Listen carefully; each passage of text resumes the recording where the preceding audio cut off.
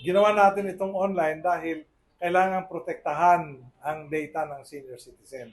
Kung online siya, walang ibang kamay na makakahawak, kundi diretso na sa commission at protektado. In fact, kailangan i-secure, i-firewall para hindi ma-hack. Yan po yung protection na gusto natin. Now, may mga seniors na binibigyan ng forma. Sana po yung pagtanggap ng forma na yon ay hanggang sa asosasyon lamang at protektahan ni presidente ng asosasyon. At huwag ipamigay sa iba't ibang tao kasi violation yan ng Data Privacy Act. At kung may senior citizen na maghabla dahil ginamit yung pangalan niya sa kung ano-ano mang mga programa at yung mga lahat ng mga pamimigay o anuman, yan po ay violation. At pwedeng yung namimigay ay pwedeng ihabla at pwedeng makasuhan, pwedeng ang kalaboso dahil sa violation ng data privacy.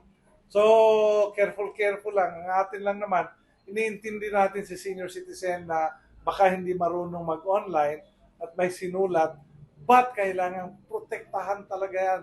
Walang kahit sinong politiko o ahente o kung sino man ang pwedeng gumamit niyan hanggang dapat nga isara yung bonus o cabinet na nilalagyan ng papel. Maski sinong miyembro, hindi dapat mag-open yan. Si secretary lang ng asosasyon ang dapat magtago. Yan po yung rules natin. So maraming salamat po sa binigay na panahon paglilinaw sa puntong ito. Attorney, last question ko lang po.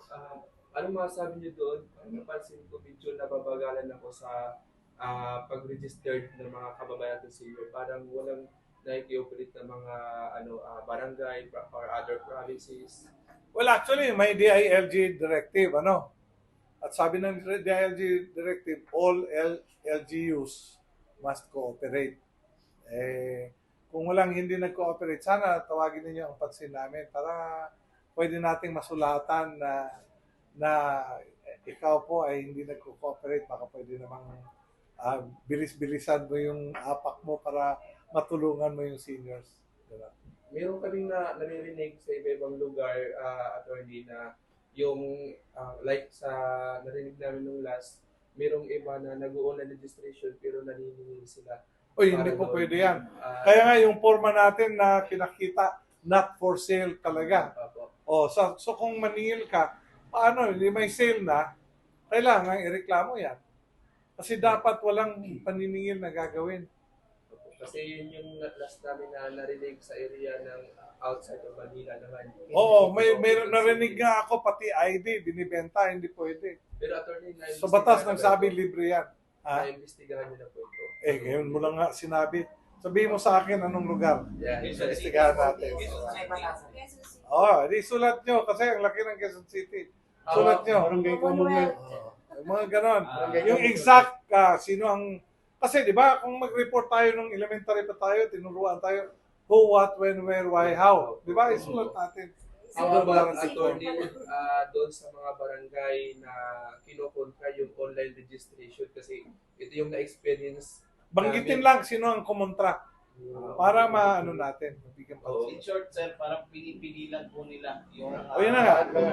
So kailangan banggitin natin sino ang pumipigil para matawag ng pansin. Kasi hindi lang tayo dito ang involved pati si DILG involved din. Si DILG medyo naman masama ang nila pagka hindi sila sinunod, di ba? Oo. Kasi na-encounter namin yun at nakaaway pa kami tapos hindi ka ipapadampot pa daw kami that time. Yeah, so saka itawag nyo sa online kasi pwede natin tawagan yung mga ganong klaseng bumabara, di ba? So, yun lang. Sir, ano po masasabi nyo sa puspusang ginagawa ni Ms. Mara Tumundong sa online registration? Nako, sabi ko Hindi nga, lamang po sa Maynila, umaabot na po sa probinsya. Ano po masasabi nyo ron, sir? sabi ko nga kanina, salamat at Mayor Tribe increase kasi kailangan namin ng maraming volunteer. Yes, sir. with Mara around, nakikita, na-inspire yung iba na mag-volunteer. Dapat tulungan natin lahat ng seniors. Mga anak at apo, dapat tulungan. Di ba? Yes, sir. Sige. Thank you. Salamat po. Ay sir, how about yung yung parang can we encourage po na yung online registration na kung saan masuportahan ng mga senior citizen, ng mga LGU. Yan po, inuulit-ulit Para ko yan. Yung mga baka mamaya wala na po yung senior na yun, yung mga form na inaano sir. So, ano yung make a Well, inuulit-ulit ko lang ha. Ang gusto natin online registration dahil protektado siya. So, sana po lahat na seniors mag-online register. Kung hindi marunong isang senior na mag-online register, hingin yan ang tulong ng taong pinagkakatiwalaan niya. Kaya ang banggit natin, anak, apo, kapitbahay na pinagkakatiwalaan. Bakit? Kasi kung wala kang tiwala sa binigyan mo na impormasyon at binenta yung impormasyon na yan, may kasalanan, may krimen na nangyari. So, dahil may violation ng data privacy, yung nakaalam na may violation ng data privacy, pati na yung senior mismo ay dapat magreklamo at ihabla. Iklaro natin yan. Now, may mga areas na talagang hirap, walang signal, etc. Yung pagsulat sa papel, kung hindi na maiwasan, ang hahawak niyan ay yun lang responsableng opisyal ng Senior Citizens Organization. Si kapitan, si konsehal, walang karapatan na hawakan ang papel. Doon sa opisyal ng asosasyon lamang. At hindi lamang nahawakan, dapat nga ilagay sa isang lugar na may kandado at susi, silyado, para hindi kahit sino ang magbabasa. Again, any violation ng data privacy, may mahahabla. Kaya sana careful ang mga opisyal ng barangay, munisipyo, lungsod, probinsya sa pag-handle nitong data privacy. Sir, mensahe lang po kay Sir, may pahabol akong tanong. Sa aming barangay, nais namin po sana magkaroon ng baseline data din ng mga senior citizen. Kasi unang-una, marami sa aming mga miyembro na ng senior citizen na hindi nakakasama doon sa tinatawag na so-called ayuda, hindi nakakasama doon sa ilang mga binibigay ng ating pamahalaan.